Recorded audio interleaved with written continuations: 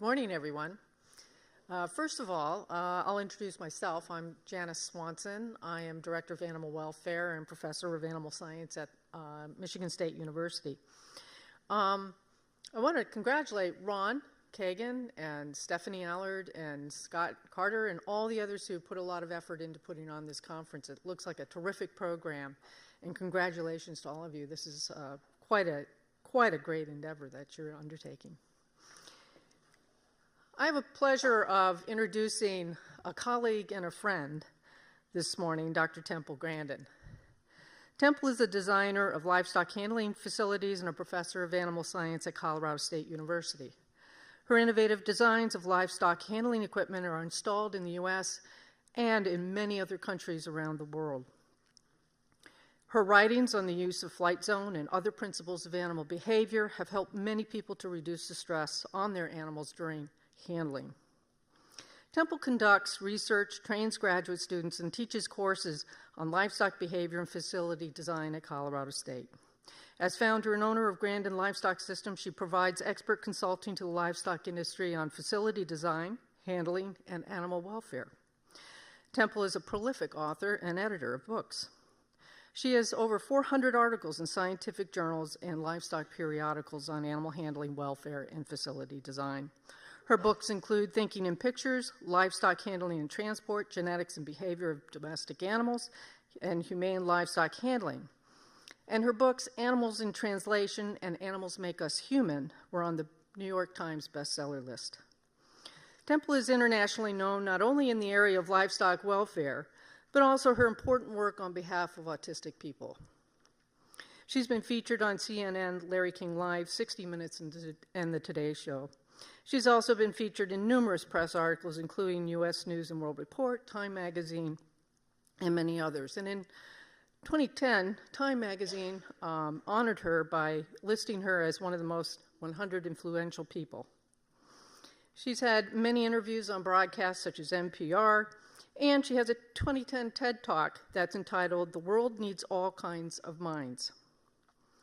Her HBO movie entitled Temple Grandin won 7 Emmy Awards and a Golden Globe. Dr. Grandin has received numerous scientific and humanitarian awards in her work in animal welfare and autism. Last fall, Temple was inducted into the American Academy of Arts and Sciences at Cambridge. Please welcome Temple Grandin as she addresses Understanding Animal Behavior from the Animal's Perspective.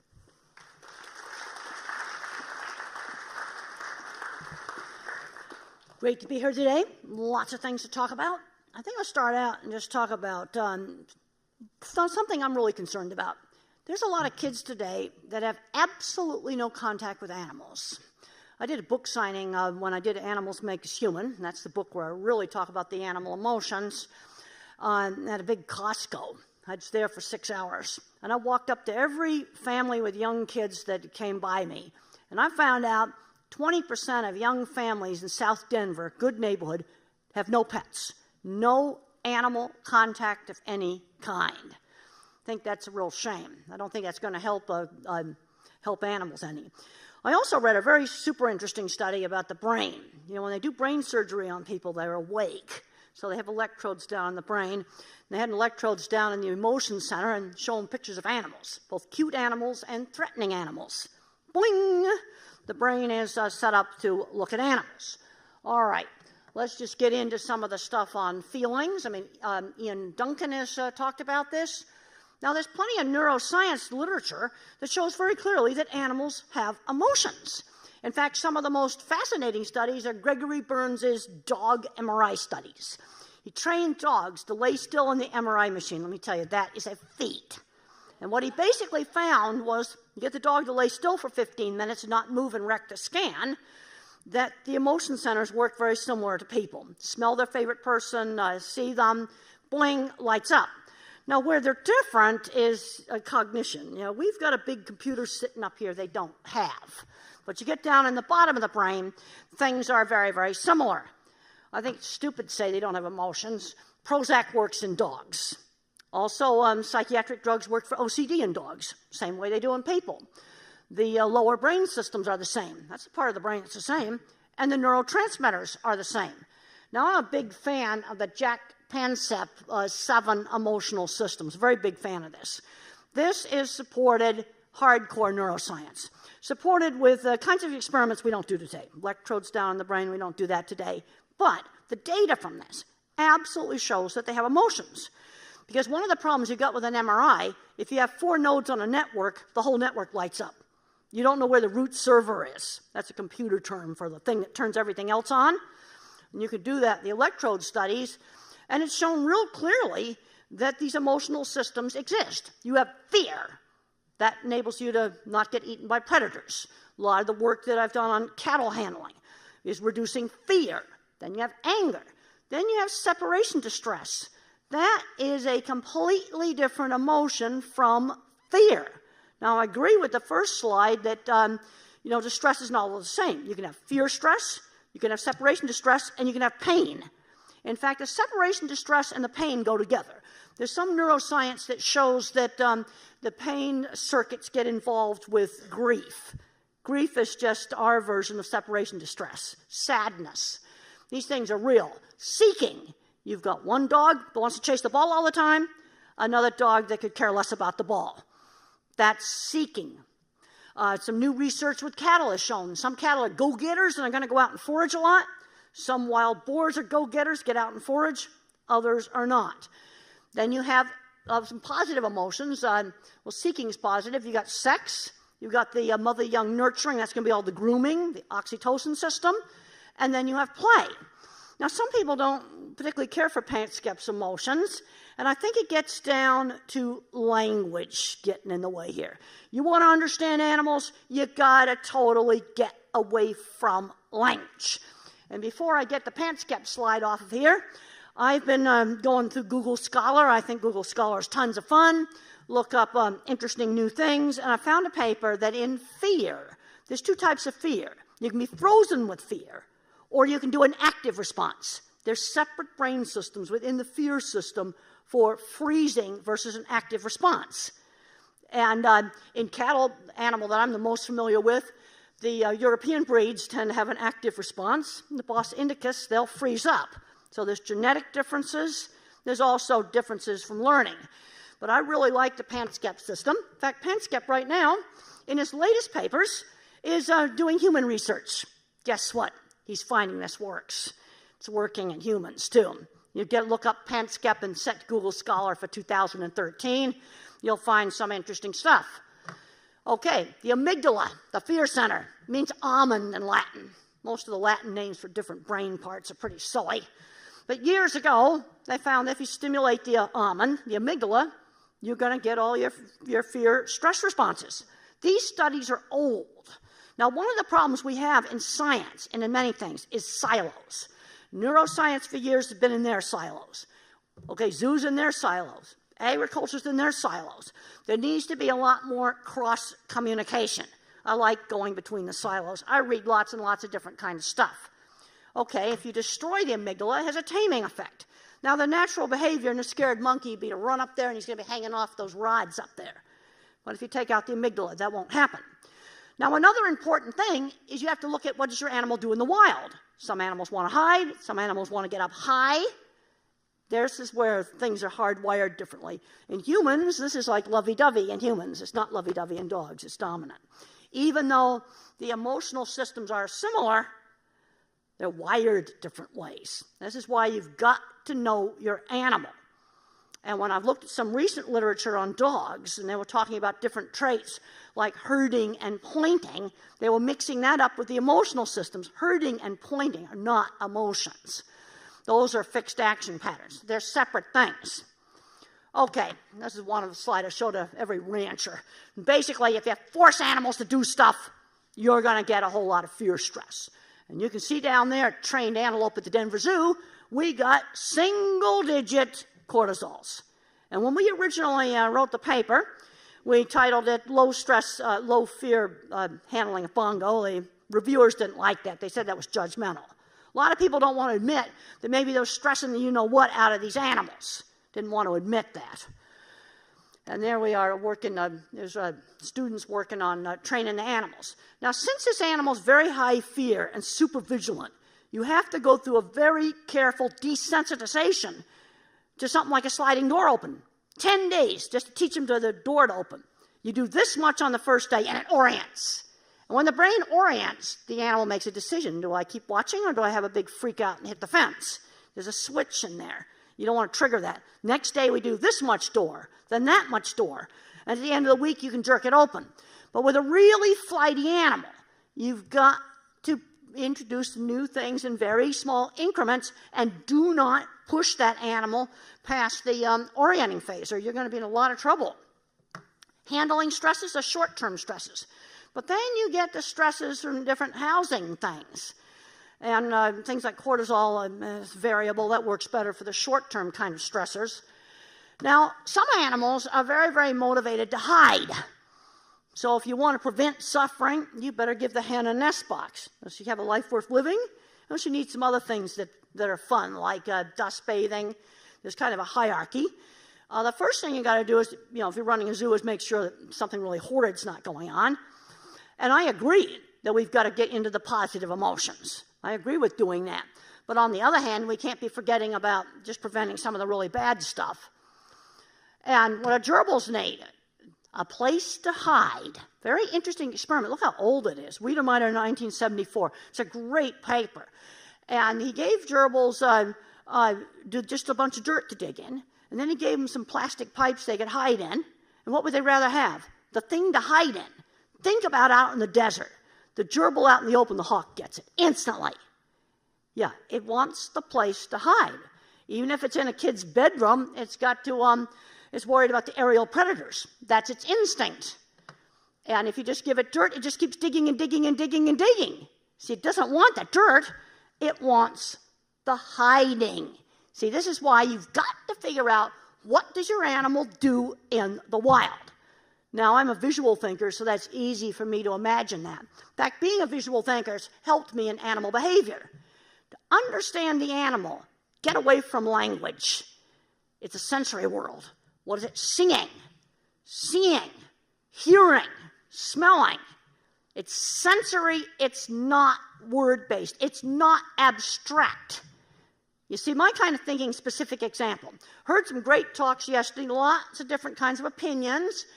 But some of the welfare application talks, way too abstract. I wanted to hear some specifics of something they did. Heard a great specific this morning from the Chicago Zoo of getting the kids in the inner city out there with cameras to track the wildlife in the city. Great. That's the kind of thing that's going to get them interested. Now, the anti-predator behaviors are going to be highly motivated. And if the animal can't do the anti-predator behaviors, it's going to be really stressed out with fear stress. Not pain, not separation distress, fear stress. Agree with Dr. Rowan on don't lump all these things together. They are not the same. Fear stress. Now here's an experiment we'd never do today. This is the old rage cat. Look at how old this is. And you stimulate the thalamus, the cat goes into rage. And back in the 60s, when I studied this in psychology class in college, we were told that it was sham rage or fake rage. Now, then in 2011, the scientists that had said that said I called it sham rage because my colleagues would have criticized me for being anthropomorphic. It was not fake rage because the cat, when it's stimulated, will attack a stuffed rat, but it will not attack a styrofoam block. That got left out of my psychology book. And I've got a paper I did with Nancy Erlbeck and Morris. It's Morris, Grandin, and Erlbeck called Companion Animal Symposium on Environmental Enrichment. Also, a lot of the references for this stuff is in my book, Animals Make Us Human, which unfortunately they ran out of, but the internet, Amazon's got plenty of copies of it. They called this fake rage. It wasn't fake rage. It was real. And this is the same kind of problem when we did our Nyella experiments and bongo experiments. We had journal article reviewers saying it was judgmental to say that we were doing low-stress handling. They didn't want to admit that their double-digit cortisols were making total fear, stress, terribleness. You know, these experiments show that emotion is real. No, we're not going to repeat these experiments. But we can go dig back in this literature, and it's some of the best literature that shows that it's real. And the cat would not attack the styrofoam block. and fear and rage are separate brain areas. Look at how old these studies are. But they're very, very definitive. No, they were very invasive. We will not do them over. But there's things here that were learned that were important things. Now, with just plain old breeding, no GMOs, nothing like that, just plain old breeding. And this is in my Genetics and the Behavior of Domestic Animal book. There's a classic experiment by Mills and Farey where you can breed animals that are high fear or high separation distress. In other words, genetically, just with breeding, separate the fear trait from the separation distress. You need to look at the 7 traits, the Jack Panksepp traits, like a music mixing board. Okay, a police dog. I read a book about police dogs. They're going to be low fear, high seek, and then on the licking and grooming stuff, pretty low on that.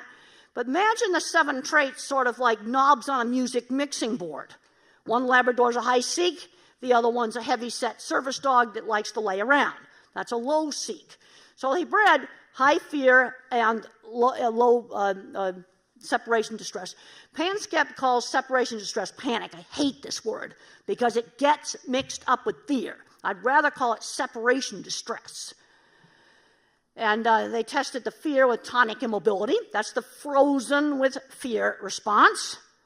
And for the separation distress, they got a little moving sidewalk in there, and this little quail chick's going to run and run and run and stay close to the buddies.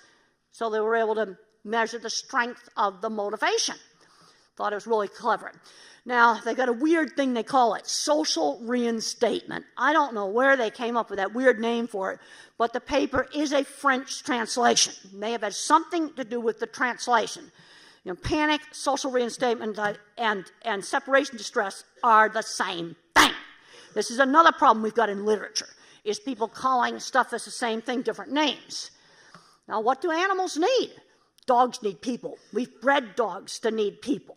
One of my students, Krista Coppola, did an experiment in an animal shelter. Controls get stuck in a cage. Experimentals got to have fun time with Krista for 45 minutes. Next day, tested salivary cortisol, it's lower. But it went right back up again because they didn't keep doing it. Now, there's another lady I've worked with, named Camille King. She's my non-matriculated student. And Camille had noticed in her animal behavior work that a lot of anxious and impulsive dogs turned gray prematurely by age 4. So she looked at dogs aged 1 to 4, a whole bunch of dogs, several hundred dogs, and she had the owners fill out a questionnaire on things like how does he behave when he's home alone, jumping on people. So it was the separation distress and the impulsivity, not able to control impulsive responses. And she found that dogs that were high on those traits, the muzzle was more likely to turn gray before age 4. Now, we need to be separating out the 2 traits here. That's the next piece of research. Got a nice open access paper. Monkeys like to explore things. If you destroy the fear center, they explore everything. Probably wouldn't live very well in the wild. You see there, the fear is inhibiting the exploration. So I put a clipboard down in a pen of cattle. They all come up and sniff it. And then when the paper flaps, they run away. And there's a really cool video online of a bunch of cattle in a pasture chasing a toy remote-controlled car. Then they finally let that car be still. The cattle stand around it, and it moves a little bit, and they jump away. So they're going back and forth between fear and seek. There's a switch in the brain that can switch that back and forth. Things that are new are attractive when the animal can voluntarily approach. They're scary if you just suddenly ram it in their face. And what do pigs want to do? Root and chew. So let's look at some of the problem behaviors, stereotypic behaviors. Seeking animals pace. They pace. Animals that chew a lot of stuff, they're going to get mouth stereotypies. You put them inside sow stalls with nothing to chew on, you're going to bite the bars. Really abnormal behavior. And I did some research as part of my PhD thesis. I gave them straw. I gave them new objects every day. The pigs were attracted to the new objects. Okay, novelty. It's both scary and attractive. I call it the paradox of novelty. And one thing I've noticed, at least in domestic animals, like horses, for example, Arab mare, first to freak out when you take it to the horse show and see something new, first one to go up and investigate a flag if you tie it to the fence. Novelty is both scary and attractive. And there's a switch in the brain and these references are all in Animals Make Us Human, the brain can either go into seek mode or fear mode. Now that switch can be biased, more towards fear or more towards seek. And that bias is affected by both genetics, and an animal that gets abused, that's going to be much more biased towards fear. It also explains the curiously afraid behavior. So this wasn't actually the nicest experiment, but they blasted these rodents out with this guy right here, and that tended to upregulate the switch more towards fear. Now, also research is showing there's a difference between wanting something, that's seeking, and liking it. Liking is the opioid system. Wanting is the dopamine system. So you liking something is, licking the lips after you've eaten something. Then you can have situations where maybe I ate a gigantic chocolate ice cream and then I'm going, I didn't really like that. It's going to appear on here. That's not going to be so good. But I think on some of the emotional things, you start at the brain, and where we and the animals are basically the same as in the emotions. Now, upstairs here, stuff changes. There's definite differences. We got a gigantic computer they don't have. But the more base of the brain stuff is similar. Liking and wanting, two different mechanisms. This is hardcore neuroscience research. Now, I like going between the silos because you find really, really interesting things. And then they can, what's an opioid agonist? I don't know where they got a word like that. It sounds like agony. An agonist is simply a drug that enhances it. And an antagonist blocks it. And they could get in there and manipulate it. It's just a way to prove that these circuits actually exist. Well, pathological gambling. Why is the NIH spending money on this? Because they're trying to figure out how to stop things like gambling. Wanting dopamine, liking the opioid system. All right, let's get into an animal like the polar bear. It might be pacing. He's a high seek. I found a fascinating paper online recently about social wildlife animals versus less social ones. For example, orangutans are a bit more solitary than a chimpanzee. Lions are more social than panthers. Now, I'm not saying panthers are totally not social, but there's a big review article, and if you want to find it, you can type in the keywords into Google Scholar: autism, social and social and less social animals. And you can find this paper. And if you look at the brain systems, and they reviewed the literature, that the more social animals, a little higher volume on the separation distress trait and the nurturing oxytocin system. And animals that pace a lot are probably going to be higher on the seek trait. I think Jack Penskep's going to end up being right. I think we're going to find some nuances in it, but it's the model that makes the most sense to me. And I'm always digging around to find the literature. Dogs need people. That's what dogs need. What's the difference between a dog and a wolf? Recent research in Europe shows that we've bred them to be social. If you set up a puzzle box experiment, and you have a wolf open up the puzzle box with the food in it, another wolf watches, and it does it. But then, you have a domestic dog do the same thing. He's so busy asking us for help that doesn't pay enough attention. And some dogs need a lot of seeking. Horses need grazing.